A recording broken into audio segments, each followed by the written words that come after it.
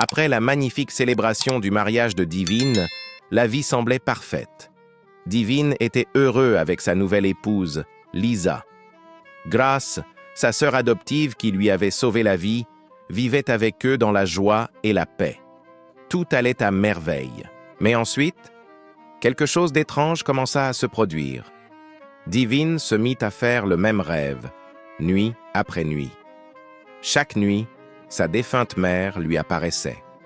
Elle se tenait dans ses rêves, des larmes coulant sur son visage, pleurant en silence. Elle ne prononçait jamais un seul mot.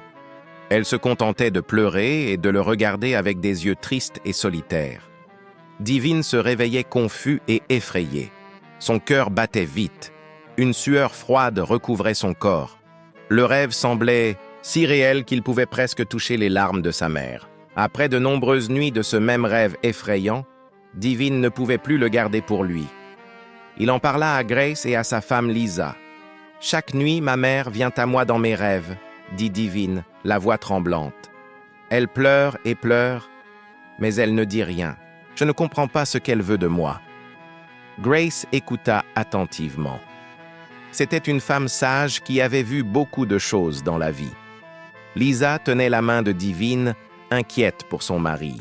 « Divine, » dit Grace doucement, « ta mère essaie de te dire quelque chose d'important. Quand les morts apparaissent en pleurant dans les rêves, cela signifie qu'ils ont besoin de quelque chose de nous. »« Mais de quoi a-t-elle besoin ?» demanda Divine. « Elle est morte il y a 11 ans. Nous l'avons enterrée. » Grace réfléchit un moment, puis elle eut une idée. « Tu devrais visiter la tombe de ta mère, » dit Grace. « Prends de belles fleurs avec toi. Une fois là-bas, place les fleurs sur sa tombe. Présente ta femme, Lisa, à ta mère. Ensuite, parle à l'esprit de ta mère. Demande-lui de te montrer pourquoi elle pleure dans tes rêves. » Divine écouta les conseils de Grace. Cela semblait être un bon plan, mais l'idée de visiter la tombe de sa mère l'effrayait. Il n'était pas retourné dans sa ville natale depuis le jour où la famille de sa mère l'avait chassé, il y a 11 ans. « Grace, » dit Divine, « je ne peux pas faire ça seule. Veux-tu bien venir avec moi et Lisa dans la ville de ma mère? J'ai besoin de ta force. » Grace sourit gentiment. « Bien sûr, Divine. Je viendrai avec toi. Nous sommes une famille. » Une semaine plus tard, Divine, sa femme Lisa et Grace se préparèrent pour le voyage. Ils s'habillèrent de vêtements noirs simples pour montrer leur respect. Divine acheta les plus belles fleurs qu'il put trouver pour la tombe de sa mère. Tous les trois montèrent dans la voiture de Divine avec leur chauffeur. Alors qu'ils entamaient le long voyage vers la ville natale de Divine, le cœur de Divine battait vite. Il était nerveux à l'idée de retourner dans l'endroit où sa vie avait été si douloureuse. Après des heures de route, ils arrivèrent à un point où la route principale était bloquée par un embouteillage. Les voitures étaient coincées partout, ne bougeant pas du tout. « Monsieur, » dit le chauffeur à Divine, « cet embouteillage est très mauvais. Nous serons bloqués ici pendant des heures. Dois-je prendre l'autre route qui contourne la ville? »« Oui, » répondit Divine. « Prends n'importe quelle route qui nous y mènera plus vite. » Le chauffeur s'engagea sur une route plus petite qui traversait une autre partie de la ville. Divine regardait par la fenêtre, pensant à sa mère, quand soudain il vit quelque chose qui lui glaça le sang. Assise au bord de la route, dans un fauteuil roulant, se trouvait une femme qui mendiait de l'argent auprès des passants. Mais ce n'était pas n'importe quelle mendiante. Cette femme ressemblait exactement à la mère de Divine. Les yeux de Divine s'écarquillèrent de terreur. Sa bouche s'ouvrit de choc. La femme portait exactement les mêmes vêtements que sa mère dans ses rêves. La même robe, le même foulard. Tout était identique. « Arrête la voiture !» hurla Divine de toutes ses forces. Le chauffeur freina brusquement. Grace et Lisa sursautèrent sur leur siège, effrayés par le cri soudain de Divine. « Qu'est-ce qui ne va pas ?» demanda Grace, le cœur battant. Divine pointa du doigt la femme qui mendiait au bord de la route. Son doigt tremblait. « Cette femme, » murmura Divine, la voix pleine de peur. « Elle ressemble exactement à ma mère et elle porte les mêmes vêtements que ma mère dans mes rêves. Grace et Lisa regardèrent dans la direction que Divine indiquait. Elles virent la femme dans le fauteuil roulant en train de mendier. Elle ressemblait vraiment aux photos qu'elles avaient vues de la mère de Divine. Tous trois étaient terrifiés. Sans attendre une seconde de plus, Divine, Grace et Lisa sortirent précipitamment de la voiture et coururent vers la mystérieuse femme au bord de la route. Divine s'approcha lentement de la femme dans le fauteuil roulant. Son cœur battait si fort qu'il pensait qu'il allait sortir de sa poitrine. Grace et Lisa le suivaient de près, à la fois effrayées et curieuses. En s'approchant, Divine pouvait voir son visage plus clairement. Ce qu'il vit le fit haleter de choc. La femme avait une petite tache sombre sur la joue gauche, exactement au même endroit où sa mère avait un grain de beauté. C'était exactement au même endroit, de la même taille, de la même forme. Les mains de Divine commencèrent à trembler. « Ce n'est pas possible, » murmura-t-il pour lui-même. « Ma mère est morte il y a 11 ans. Nous avons enterré son corps. » Il s'agenouilla devant le fauteuil roulant de la femme et la regarda droit dans les yeux. « Maman, » dit Divine doucement, « est-ce toi ?» La femme fixa Divine avec des yeux vides. Elle ne semblait pas le reconnaître du tout. Soudain, elle se mit à rire, un rire étrange et discret qui donna des frissons à Divine. « Maman, c'est moi, Divine, ton fils, » dit-il à nouveau, plus fort cette fois. Mais la femme continuait de fixer et de rire doucement. Elle n'avait pas l'air de l'avoir jamais vu de sa vie. Divine sentit son monde tourner autour de lui. Comment cette femme pouvait-elle ressembler exactement à sa mère et ne pas le reconnaître? Grace toucha doucement l'épaule de Divine. « Demande aux gens autour d'ici à son sujet, » murmura-t-elle. « Peut-être que quelqu'un sait qui elle est. » Divine se leva et commença à interroger les passants dans la rue. « Excusez-moi, connaissez-vous cette femme ?» demanda-t-il à un homme portant des courses. L'homme haussa les épaules. « C'est juste une mendiante. Elle est là tous les jours à demander de l'argent. »« Mais savez-vous son nom? D'où elle vient ?» demanda Divine désespérément. « Personne ne sait rien sur elle, » répondit l'homme. « Elle ne peut pas parler, elle n'entend pas bien. Tout le monde dit qu'elle n'a pas toute sa tête. » Divine interrogea 5 autres personnes. Elles dirent toutes la même chose. La femme était une mendiante qui ne pouvait ni parler ni penser clairement. Personne ne savait d'où elle venait, ni quel était son vrai nom. Pendant 3 longues heures, Divine, Grace et Lisa arpentèrent le quartier en posant des questions. Ils parlèrent aux commerçants, aux balayeurs de rue, à quiconque voulait bien écouter, mais personne n'avait de réponse. « Nous sommes ici depuis 3 heures et nous n'avons rien appris, » dit Lisa, l'air fatigué. « Peut-être devrions-nous aller chez ta famille et leur demander des détails sur la mort de ta mère. Ils pourraient en savoir quelque chose qui nous aiderait à comprendre ce mystère. » Divine hocha la tête tristement. « Tu as raison. Allons trouver la famille de ma mère. » Alors qu'ils retournaient vers leur voiture, Divine vit une jeune femme portant une assiette de nourriture vers la mendiante. « Attendez !» cria Divine en courant vers la jeune femme. Grace et Lisa le suivirent rapidement. « S'il vous plaît, puis-je vous demander quelque chose ?» dit Divine à la femme avec la nourriture. La jeune femme s'arrêta et les regarda avec curiosité. « Oui, que voulez-vous savoir ?» Cette femme dans le fauteuil roulant, dit Divine en pointant la mendiante. Savez-vous quelque chose sur elle? La jeune femme sourit gentiment. C'est l'une des femmes sans abri dont ma maîtresse s'occupe. Ma maîtresse a un grand cœur. Elle aide les gens qui n'ont nulle part où aller et aucune famille pour prendre soin d'eux. Les yeux de Divine s'illuminèrent d'espoir. S'il vous plaît, où puis-je trouver votre maîtresse? Cette femme ressemble exactement à ma mère qui est morte il y a 11 ans. J'ai besoin d'en savoir plus sur elle. Ma maîtresse s'appelle Mama Twins, dit la jeune femme. Elle aide les personnes abandonnées depuis 20 ans. Je peux vous emmener la voir si vous voulez. Oui, s'il vous plaît, répondit Divine rapidement. Emmenez-nous chez elle tout de suite.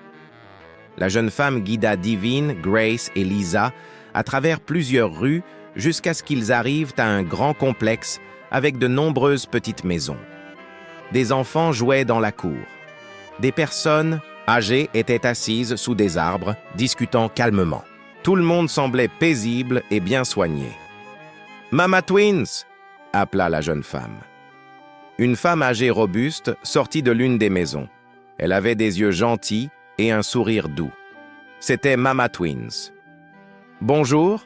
dit Mama Twins au visiteur. « Comment puis-je vous aider ?» Divine prit une profonde inspiration. « Je m'appelle Divine. La femme dans le fauteuil roulant qui mendie dans la rue ressemble exactement à ma mère qui est morte dans un accident de voiture il y a 11 ans. Elle apparaît dans mes rêves chaque nuit en pleurant. J'ai besoin de savoir qui elle est vraiment. » Mama Twins regarda Divine attentivement. Quelque chose dans son visage attira son attention. « Votre mère est morte dans un accident de voiture ?» demanda-t-elle. « Il y a combien de temps, avez-vous dit ?»« Il y a 11 ans, quand j'avais 16 ans, » répondit Divine. Les yeux de Mama Twins s'écarquillèrent. Elle fixa le visage de Divine pendant un long moment. « C'est très étrange, » dit-elle lentement. « La femme que vous avez vue aujourd'hui a également eu un terrible accident de voiture il y a environ 11 ou 12 ans.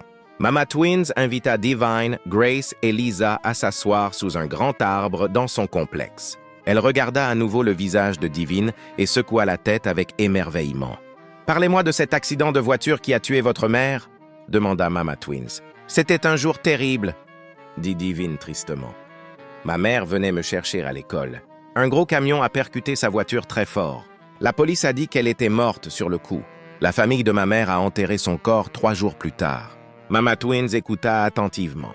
Puis elle commença à raconter sa propre histoire. « Il y a 11 ans, j'étais à l'hôpital pour m'occuper de mon frère malade. Dans la salle des urgences, j'ai vu une femme qui avait été victime d'un très grave accident de voiture. Ses jambes étaient gravement blessées, sa tête aussi. Mais le pire, c'est que personne ne venait la voir. » Divine se pencha en avant, écoutant avec toute son attention. Cette femme était seule à l'hôpital, sans famille pour lui rendre visite. Personne ne venait payer ses factures médicales. Absolument personne. J'étais dans le même service hospitalier pour aider quelqu'un quand je l'ai vu lutter pour sa vie. « Que lui est-il arrivé ?» demanda Grace. « J'ai payé toutes ses factures médicales avec mon propre argent. Je suis resté avec elle tous les jours jusqu'à ce qu'elle aille mieux. Mais quand le médecin a dit qu'elle pouvait quitter l'hôpital, j'ai découvert quelque chose de déchirant. L'accident avait endommagé son cerveau. Elle ne se souvenait de rien de sa vie passée. Elle ne se souvenait pas de son propre nom. Elle ne se souvenait pas si elle avait des enfants ou une famille. Le cœur de Divine battait plus vite. Ses jambes étaient aussi gravement endommagées. Et poursuivit Mama Twins, elle ne pouvait plus marcher correctement. Et pire encore, son esprit ne fonctionnait pas bien. Parfois, elle riait sans raison. Parfois, elle pleurait. Elle ne pouvait pas parler clairement. « Alors, qu'avez-vous fait ?» demanda Lisa. « Je l'ai amenée ici pour vivre avec moi et toutes les autres personnes dont je m'occupe. Pendant 11 ans, elle a été comme ma propre fille. Je la nourris, je l'habille et je m'assure qu'elle est en sécurité. » Mama Twins s'arrêta et regarda Divine à nouveau. « Mais il y a quelque chose de très spécial à propos de cette femme, » dit-elle. « Depuis qu'elle est venue vivre avec nous, nos vies ont été bénies de manière incroyable. Des gens nous apportent de la nourriture et de l'argent sans que nous le demandions. De bonnes choses arrivent à tous ceux qui l'entourent. C'est comme si elle portait la faveur de Dieu partout où elle va. » Divine tremblait. Cette femme pouvait-elle vraiment être sa mère? « J'ai besoin de connaître la vérité, » dit Divine. Après avoir parlé à Mama Twins, Divine, sa femme Lisa et Grace décidèrent de se rendre dans la ville natale de la mère de Divine pour enquêter davantage sur sa mort. Ils voulèrent découvrir exactement ce qui s'était passé il y a 11 ans. Arrivés dans la ville, ils commencèrent à poser des questions. Ils parlèrent à des policiers, à des employés d'hôpital et à toute personne susceptible de se souvenir de l'horrible accident de voiture d'il y a 11 ans. Lentement, les pièces du puzzle commencèrent à s'assembler. Après des recherches approfondies, la vérité éclata enfin. Il s'avéra que la femme enterrée par la famille de la mère de Divine, supposée être sa mère, était méconnaissable. Aucun membre de la famille n'avait pris la peine de faire une enquête approfondie avant l'enterrement. Il était possible qu'ils aient enterré la mauvaise personne et non la mère de Divine. Le jour de l'accident, un gros camion avait percuté une petite voiture. 3 personnes étaient mortes dans l'accident, et leurs corps étaient si gravement endommagés qu'ils étaient impossibles à identifier. Les corps étaient brûlés et brisés au-delà de toute reconnaissance. Cependant, une femme avait survécu à l'accident. Quelqu'un l'avait transportée d'urgence à l'hôpital pour tenter de lui sauver la vie. Mais l'identité de l'inconnu bienveillant qui l'avait aidé restait un mystère.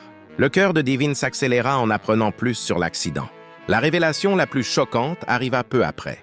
Les membres de la famille de la mère de Devin avaient été si pressés d'organiser des funérailles qu'ils n'avaient jamais effectué de test approprié pour confirmer si le corps qu'ils enterraient était vraiment le sien.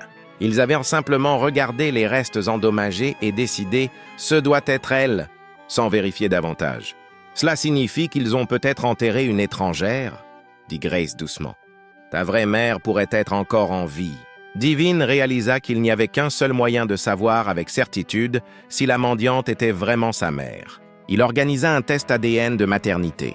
Ce test comparerait son sang avec celui de la mendiante. S'ils étaient mère et fils, le test le prouverait. Une semaine plus tard, les résultats arrivèrent. Le test montra que la mendiante était bel et bien, à 100%, la véritable mère biologique de Devin. Quand Devin apprit cette nouvelle, il manqua de s'effondrer. Ses jambes devinrent faibles, ses mains tremblaient. Des larmes coulèrent sur son visage comme une rivière. Sa mère bien-aimée, qu'il pensait morte depuis 11 ans, était vivante. Elle avait vécu comme une mendiante sans abri et personne ne connaissait sa véritable identité. Son cœur se brisa en apprenant que sa famille cruelle avait refusé de faire une enquête appropriée avant d'enterrer quelqu'un d'autre. Devin pleura comme un bébé. Grace pleura aussi. Lisa les serra tous les deux dans ses bras, alors qu'ils pleuraient de joie et de tristesse à la fois. Immédiatement, Devin emmena sa mère dans le meilleur hôpital d'un autre pays. Il dépensa beaucoup d'argent pour ses traitements médicaux. Il resta avec elle chaque jour, lui tenant la main et lui parlant, même si elle ne le comprenait pas. Pendant de nombreux mois, Devin laissa de côté ses affaires et ses entreprises pour se concentrer uniquement sur la guérison de sa mère. Grace et Lisa voyaient à quel point il l'aimait, et elles décidèrent d'aider à leur manière. Grace et Lisa jeûnèrent et prièrent pendant 7 jours entiers, implorant Dieu de guérir complètement la mère de Devin. Puis un miracle se produisit. Un matin, la mère de Devin ouvrit les yeux et parla clairement pour la première fois en 11 ans. « Où suis-je » demanda-t-elle d'une voix normale. Devin bondit de sa chaise, des larmes coulant sur son visage. « Maman, tu peux parler ! Te souviens-tu de moi ?» Sa mère le regarda attentivement. « Tu me sembles familier, mais je ne me souviens pas de qui tu es. » Le cœur de Devin était à la fois heureux et triste. Sa mère était guérie, mais elle ne se souvenait toujours pas de lui. Lentement et doucement, Devin expliqua tout à sa mère. Il lui dit qui il était, comment l'accident s'était produit et comment Mama Twins lui avait sauvé la vie. Il présenta Grace comme sa sœur adoptive et Lisa comme sa femme. Un mois plus tard, ils rentrèrent tous chez eux. La première chose qu'ils firent fut de rendre visite à Mama Twins. Quand Devin et sa mère virent Mama Twins, ils tombèrent tous deux à genoux. « Merci, » pleura Devin. « Merci d'avoir sauvé la vie de ma mère et d'avoir pris soin d'elle pendant 11 ans. » Devin offrit à Mama Twins un énorme cadeau, assez d'argent pour prendre soin de centaines d'autres sans-abri pour le reste de sa vie. Mama Twins pleura de joie. Leur histoire se répandit dans tout le pays. Les journaux en parlèrent. Les chaînes de télévision diffusèrent leur histoire. Le gouvernement honora Mama Twins comme une héroïne et lui décerna des prix pour sa bonté. Un mois plus tard, Lisa découvrit qu'elle était enceinte. 9 mois plus tard, elle donna naissance à de magnifiques jumelles. Devin nomma la première petite fille d'après sa mère et la seconde d'après Grace. Devin, sa mère, Grace, Lisa et les jumelles vivent tous ensemble dans le bonheur et l'amour. Un seul acte de bonté peut changer 2 vies à jamais. Grace a sauvé Devin de la mort dans le caniveau, sans savoir que des années plus tard, il la sauverait de l'itinérance et de la maladie. Quand nous aidons les autres, nous plantons des graines qui deviennent des bénédictions inattendues. Ne jamais abandonner sa famille, même quand le monde se retourne contre vous. Grace a refusé d'abandonner Devin, même lorsque son mari menaçait de l'empoisonner, que sa famille la rejetait et que la société se moquait d'elle. Le véritable amour, c'est rester aux côtés des gens, même quand cela coûte tout. Dieu utilise des personnes brisées pour accomplir de grandes choses. Divine est passé d'un orphelin mourant à un PDG puissant qui a restauré plusieurs vies. Ses souffrances l'ont préparé à comprendre la douleur et à avoir de la compassion pour les autres. Nos pires moments deviennent souvent le fondement de notre plus grand dessein. Soyez attentifs aux rêves et aux signes. Ils peuvent porter des messages importants. Les rêves de Divine, où sa mère pleurait, n'étaient pas seulement des cauchemars. C'étaient des signaux divins qui l'ont conduit à découvrir qu'elle était encore en vie. Parfois, Dieu parle à travers ce que nous pensons être de simples coïncidences ou des événements étranges. Les petits actes de bonté quotidiens créent un pouvoir miraculeux. Mama Twins n'a pas seulement aidé une personne. Elle a consacré sa vie à prendre soin des abandonnés et des oubliés. Sa compassion constante pendant 11 ans a créé une atmosphère surnaturelle où les bénédictions se sont multipliées et les vies ont été transformées. La bonté régulière est plus puissante que les grands gestes. Avez-vous déjà eu des rêves qui semblaient être des messages? Racontez-nous dans les commentaires ce qui s'est passé.